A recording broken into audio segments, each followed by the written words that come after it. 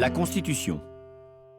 La Constitution est le texte de loi le plus important. On l'appelle d'ailleurs la loi fondamentale. Ce n'est pas une loi comme les autres puisqu'elle s'impose à toutes les autres. Depuis la Révolution française, la France a connu 15 constitutions. Il y a eu 5 républiques, 2 empires et 3 monarchies. Nous vivons sous la 5e République voulue par le général de Gaulle depuis 1958. Le général de Gaulle l'a fait approuver par référendum. La Constitution définit le rôle du Parlement, du gouvernement, du président et du pouvoir judiciaire. La particularité de la 5e République, c'est qu'elle assure au président un large pouvoir. Il peut même dissoudre l'Assemblée nationale et convoquer de nouvelles élections législatives. Mais la Constitution n'est pas qu'une grande règle du jeu. Elle repose sur des principes. Ainsi, la Déclaration universelle des droits de l'homme, qui date de 1789, est intégralement reprise dans le texte de la 5e République.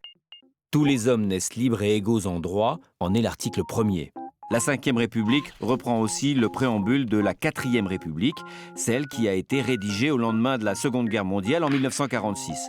Ce préambule est très important parce qu'il fixe les règles qui caractérisent ce que l'on appelle le modèle français.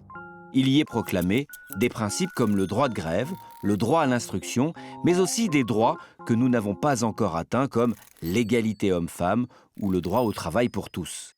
Cet ensemble de principes forme ce que l'on appelle le bloc de constitutionnalité.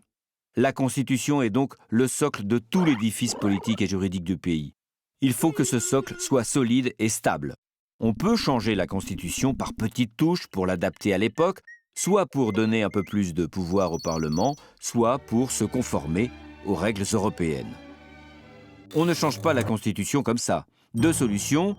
La première consiste pour le président à convoquer ce que l'on appelle le Congrès, c'est-à-dire les sénateurs plus les députés.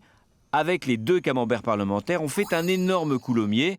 Ça fait un peu plus de 900 parlementaires réunis au château de Versailles dans une grande salle prévue pour ça. La modification de la Constitution leur est soumise. Mais pour qu'elle soit adoptée, il faut qu'elle obtienne les 3/5 des voix. La majorité simple ne suffit pas.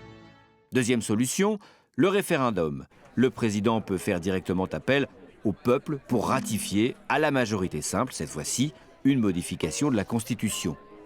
Mais modifier la Constitution doit se faire très prudemment, parce que la 5e République a déjà plus de 50 ans. Et à cet âge-là, trop de lifting risque de défigurer notre République.